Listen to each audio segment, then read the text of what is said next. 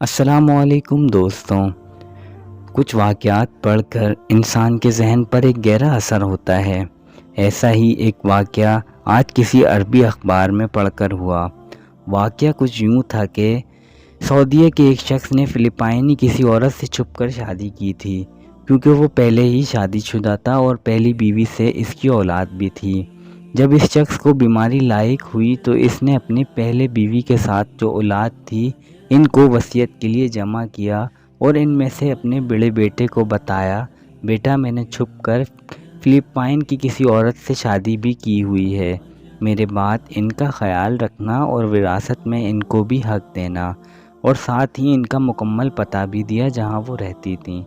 کچھ دن بعد وہ شخص وفات پا گیا تو ان کے بیٹے قاضی کے پاس گئے اور پوری تفصیلات بتا دی۔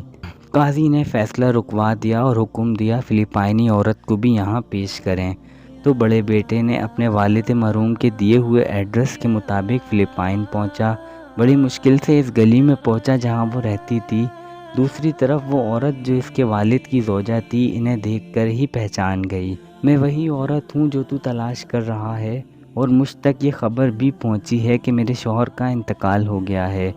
تو بیٹے نے بھی ساری تفصیلات بتا دیں اور ان کو سعودیہ کی طرف سفر کے لیے قائل کیا، اور اپنی دوسری ماں کو لے کر سعودیہ پہنچے اور سیدھا قاضی کے پاس گئے تو اس عورت کے حصے میں 8 لاکھ ریال آئے، جو ہندوستانی روپیوں میں تقریباً 1.5 کروڑ کے لگ بھگ بنتے ہیں، اور ساتھ ہی قاضی نے حکم دیا ان کو عمرے کی ادائیگی کے بعد فلپائن روانہ کیا جائے۔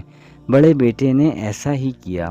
اس واقعے کے ٹھیک 4 سال بعد بڑا بیٹا فلپائن اپنی دوسری ماں سے ملنے اور حال احوال پوچھنے کی غرض سے گیا، تو وہاں پہنچ کر اس کو بہت تعجب ہوا، اور اس نے کہا، ماں جی آپ کو اتنی بڑی رقم وراثت میں ملنے کے باوجود وہی پرانے خستہ حال مکان میں رہ رہی ہیں۔ ماں جی نے اس کا ہاتھ پکڑ کر ایک جگہ پر لے گئیں جہاں ایک بڑا اسلامی ادارہ قائم تھا۔ وہاں حفظ القرآن کا شعبہ بھی تھا اور یتیم خانہ بھی۔ ماں جی نے کہا، بیٹا سر اٹھا کر ادارے کے بورڈ کی طرف دیکھو۔ بورڈ دیکھ کر بیٹے کی آنکھ میں آنسو امڈ آیا، کیونکہ بورڈ پر ان کے والد مرحوم کا نام لکھا ہوا تھا۔ اس نیک صفت عورت نے کہا، میں نے یہ ادارہ اپنے وراثت کے پیسے سے بنایا ہے اور اپنے شوہر کے نام پر وقف کیا ہے، تاکہ ان کو اس ادارے کی وجہ سے ثواب ملتا رہے۔ یہ سچی محبت ہے، ورنہ اس پیسے سے وہ ایک عالیشان بنگلہ بھی بنا سکتی تھی، پر انہوں نے سوچا محبت کے مقابلے میں عالیشان بنگلے کی کیا حیثیت ہے، بنگلہ تو عارضی چیز ہے، البتہ یہ اسلامی ادارہ ان کو اور ان کے شوہر کو آخرت میں کام آئے گا۔ جب بیٹا سعودیہ پہنچا تو اس نے اپنے دوسرے بھائیوں کو بھی اس بارے سے آگاہ کیا۔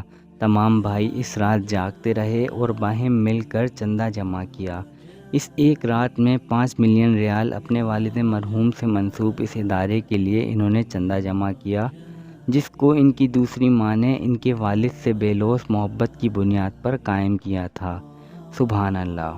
فی زمانہ رئیسوں کی اولادیں وراثتی رقم کے حصول کے لیے اپنے والدین کے مرنے کا انتظار کرتی ہیں، اور سچی محبت کرنے والے اپنے مرنے والے کو توشہ آخرت بھیجنے کی فکر میں رہتے ہیں۔ اگر آپ کو ہماری یہ ویڈیو پسند آئے تو ہمارے چینل اردو گھر کو لازمی سبسکرائب کیجیے۔